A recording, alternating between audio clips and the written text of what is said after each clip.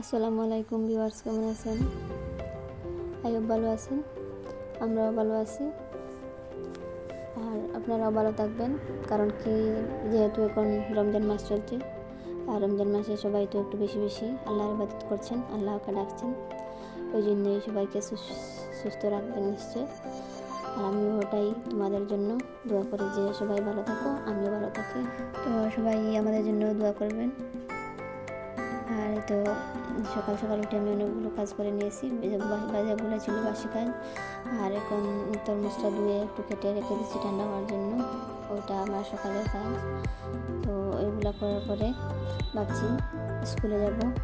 আর ওইখানে আবার দই বসিয়েছি, মানে দই বসাবো। দই যেহেতু আগের দিন বানিয়েছিলাম 2-3 দিন আগে, ওইটা শেষ হয়ে গেছে। তো আমি যেহেতু প্রায় সব কাজেই আমাকে মেয়েকে ডাকি, কারণ আমার মেয়ে ঘরে একা থাকে, ওই জন্য ওকে একটু ব্যস্ত রাখার জন্য। না হলেও আমাকে কাজ করতে দেবে না বা রান্না করতে দেবে না, ও ডাকবে ওর সঙ্গে খেলার জন্য। ওই জন্য একটু আমার সঙ্গে ও পারুক না পারুক সাথে রাখে, বা একটু যেটা পারে এটা একটু হাতে হাত লাগায়, যেটা পারবো ওটা। তো ওইখানে আবার মানে বিকেলে স্কুল থেকে এসে আমি যেহেতু প্রতিদিন স্কুলে যেতে হয়, আমার স্কুলটা খুব ইম্পর্ট্যান্ট, কারণ কি সরকারি জব, তো ওই জন্যে বেশি ইম্পর্ট্যান্ট, ওইটাকে একটু প্রাধান্য দিয়ে আমার চলতে হয়। তো স্কুল থেকে এসে প্রায় 2টার মতো বেজে গেছে। তো 10 মিনিট রেস্ট করে একটু ফ্রেশ হয়ে কিচেনে এসে পড়েছি, কারণ নামাজ পড়ে এসেছি।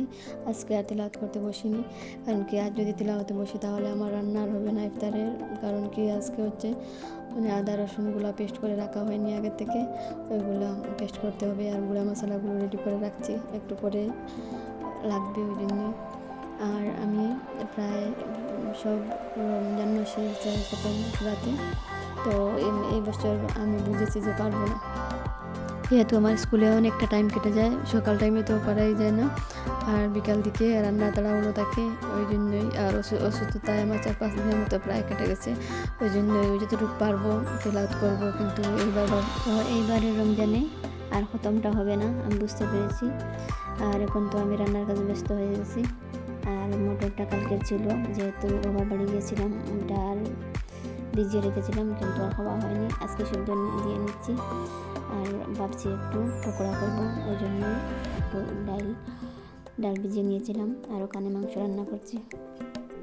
তো রমজানে অন্যান্য আপুরা আছেন বা অন্যান্যরা অনেক বেশি বেশি ইবাদত করছেন, তো আমি বেশি পারছি না এবার। আর এই বছরে আবার আমাদের স্কুলে লাস্ট এক্সামটা পড়েছে রমজানে, আর এখন বেশি সিরিয়াস থাকার কারণ হচ্ছে যে রমজানে যেহেতু এক্সাম চলছে, আর আমার কোয়েশ্চেন আগে ওটা হচ্ছে কি সকাল বিকাল, যেহেতু 2টা টার্মে এক্সাম হচ্ছে, তো একটু সকাল যেতে হয়, আবার বিকাল এক্সাম শেষ করে তারপর আসতে হয়। না এক্সাম না থাকলে কিন্তু এই রমজান মাসে একটু ছেড়ে দেওয়া হতো সকাল সকাল, কিন্তু এখন তো এক্সাম চলছে যেহেতু, তো বাচ্চারা তো এক্সাম শেষ করে যাবে, ওই জন্যই বেশ লেট হয়ে গেছে স্কুল থেকে আসতে।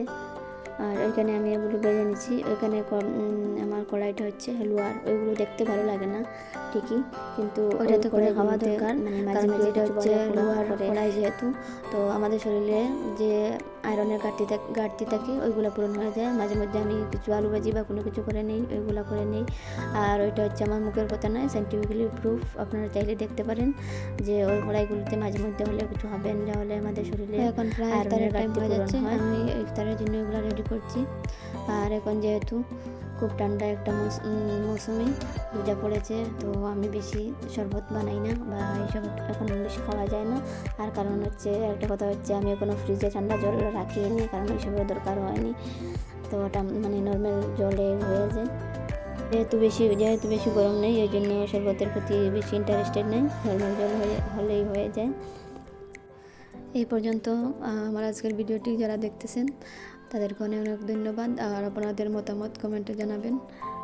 আর যদি আমার কথার ফাঁকে কোনো কিছু ভুল হয়ে যায় তাহলে ক্ষমার দৃষ্টিতে দেখবেন, আর সাবস্ক্রাইব করে পাশে থাকবেন, যেহেতু আমার নিত্য নতুন ভিডিওগুলো পান এবং সময় করে দেখতে পারেন, ওই জন্যই। তো এই ভিডিওটি যদি বেশ ভালো লাগে যায় একটা লাইক দেবেন এবং আমাদের সাথে জুড়ে থাকবেন। Thanks for watching.